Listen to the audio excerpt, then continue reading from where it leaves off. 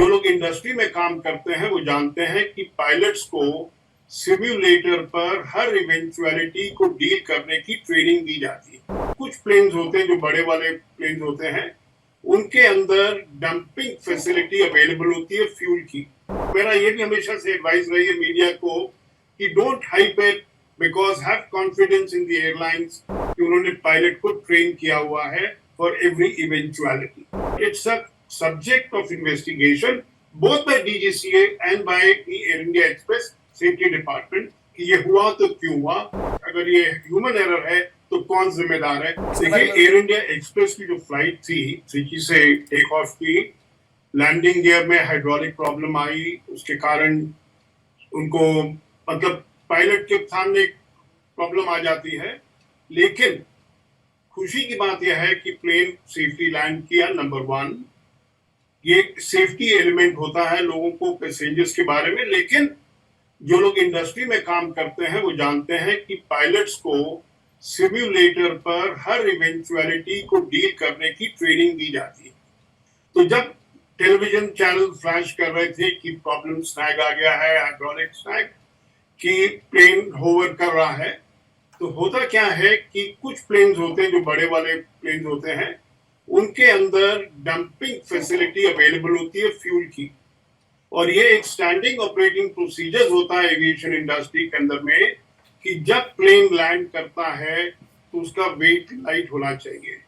और अब क्योंकि प्लेन टेक ऑफ ही किया था तो उसको 2 घंटे के करीब होवर करना पड़ा ओवर द एयरपोर्ट के और सराउंडिंग एरिया में, जैसे कि फ्यूल बर्न हो जाए और प्लेन लाइटर हो जाए लैंड होने के लिए। तो ये जो सिलसिला है ये एकदम स्टैंडिंग ऑपरेटिंग प्रोसीजर्स है।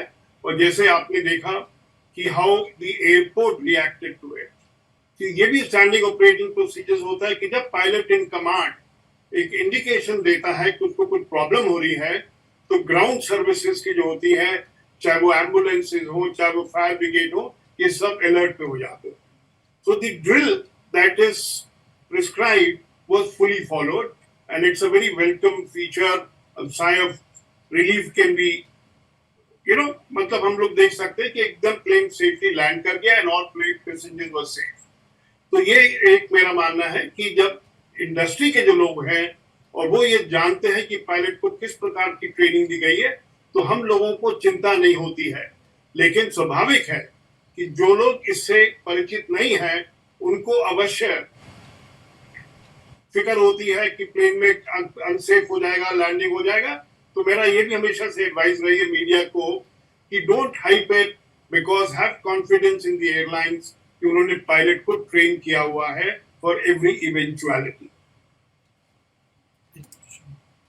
सर, ये एयर इंडिया का प्लेन था तो ये शारजा जा रहा था प्लेन, तो अब इन पैसेंजर्स को क्या करना पड़ेगा, क्या फैसिलिटी मिलेगी एयर इंडिया की तरफ से? देखिए, एक चीज और होती है कि एवरी इंसिडेंट के बाद एक इन्वेस्टिगेशन होता है जो कि एयरलाइन करती है और डीजीसीए भी करती है। तो देखना ही होगा ये हुआ तो क्यों हुआ, स्नैग आया तो क्यों आया। सेकंड चीज क्या होती है कि क्या ये सेम प्लेन को मेंटेनेंस वाले ठीक कर सकते हैं फॉर टेक ऑफ, या दूसरा प्लेन रिप्लेस करना पड़ेगा।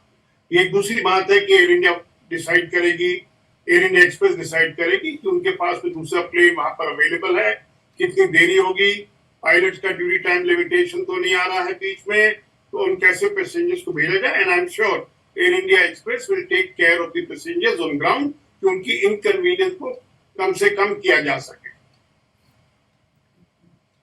सर, क्या मेंटेनेंस की वजह से हो सकता है क्या, मतलब कि उसका लैंडिंग गियर अटकना के मेंटेनेंस प्रॉब्लम हो सकती है? ये देखिए, ये इन्वेस्टिगेशन के बाद में पता लगेगा कि whether it was a human flaw, और क्योंकि एक मशीन है, मुमकिन है जैसे कि हमारी मशीन जो हम घर में भी यूज करते हैं कि कभी ना कभी टेक्निकल प्रॉब्लम आ जाती है।